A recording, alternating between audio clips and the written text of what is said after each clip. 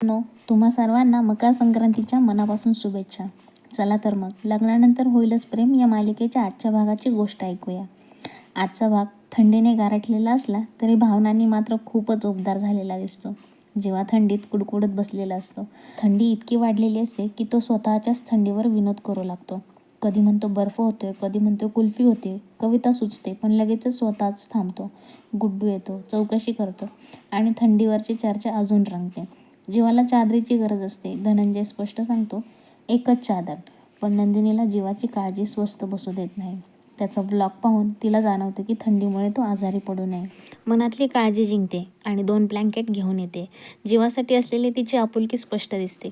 इकडे दुसऱ्या बाजूला पार्थ एकटा बसलेला असतो. हातात पेनड्राईव्ह, मनात प्रश्न. सत्य पाहायचं की टाळायचं?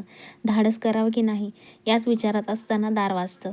बाहेर काव्या उभी असते. डोळ्यात अश्रू, चेहऱ्यावर भीती. पार्थ तिला विचारतो, समजवण्याचा प्रयत्न करतो. पण काव्या काहीच सांगत नाही आणि तिथून निघून जाते. तिच्या शांततेचं मोठं दुःख दडले हे पार्थला कळतं आणि तो अस्वस्थ होतो. रम्याला मात्र हाच क्षण आनंदाचा वाटतो. काव्या रडते, घाबरते, पार्थ हातातून निसटतोय ही जाणीव तिला सुखावते. गुरुजींच्या भाकितांचा उल्लेख करून काव्याच्या मनातली भीती अजून घट्ट केली जाते. पण कुठेतरी रम्यालाही काव्याची वेदनेची जाणीव होते. पार्थ मदतीसाठी ऐन मानिनीकडे जातो. काव्याबद्दलची काळजी व्यक्त करतो. पण मानिनी ठाम असते. बायकोच्या डोळ्यातले अश्रू नवऱ्यानेच पुसायचे. ती हे पार्थला ठणकावून सांगते. आई म्हणून काळजी असली तरी नवरा बायकोचं नातं मजबूत व्हावं हाच तिचा खरा हेतू असतो. काव्य एकटीच रडत बसलेली असते. गुरुजींचं भाकीत, रम्याचं स्वप्न, पार्थला गमवण्याची भीती सगळं मनात घोळत असतं. पार्थ फक्त माझाच आहे हा विश्वास ती स्वतःला देत असते. नंदिनीला फोन करते. मन मोकळं करू शकत नाही. शेवटी जीवाला फोन करते. जीवा शांतपणे काव्याला समजावतो. भाकितांपेक्षा प्रेम मोठं असतं.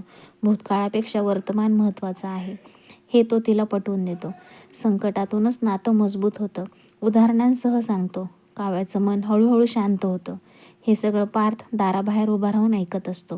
काव्याचं प्रेम, तिची भीती, तिची धडपड सगळं त्याच्या मनाला हलवून टाकतं. आज पहिल्यांदाच त्याला जाणवते की काव्याचं किती प्रेम आहे.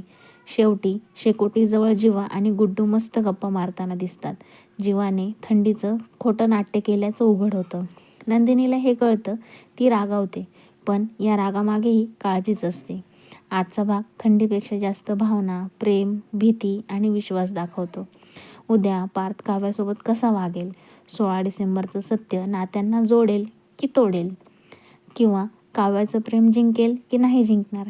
हे पाहण्यासाठी पाहत राहा लग्नानंतर होईलच प्रेम. मित्रांनो, तुम्हाला आजचा भाग कसा वाटला हे कमेंट करून नक्की कळवा. चॅनलला लाईक करा, सबस्क्राईब करा आणि शेअर करायला विसरू नका. मित्रांनो, तुम्ही तुमच्या आयुष्यातला अनमोल वेळ देऊन माझ्या रिव्ह्यू चॅनलवरचा हा व्हिडिओ पाहिलात त्यासाठी मी तुमची मनापासून आभारी आहे. भेटूया आपण पुढच्या भागामध्ये. तोपर्यंत टाटा.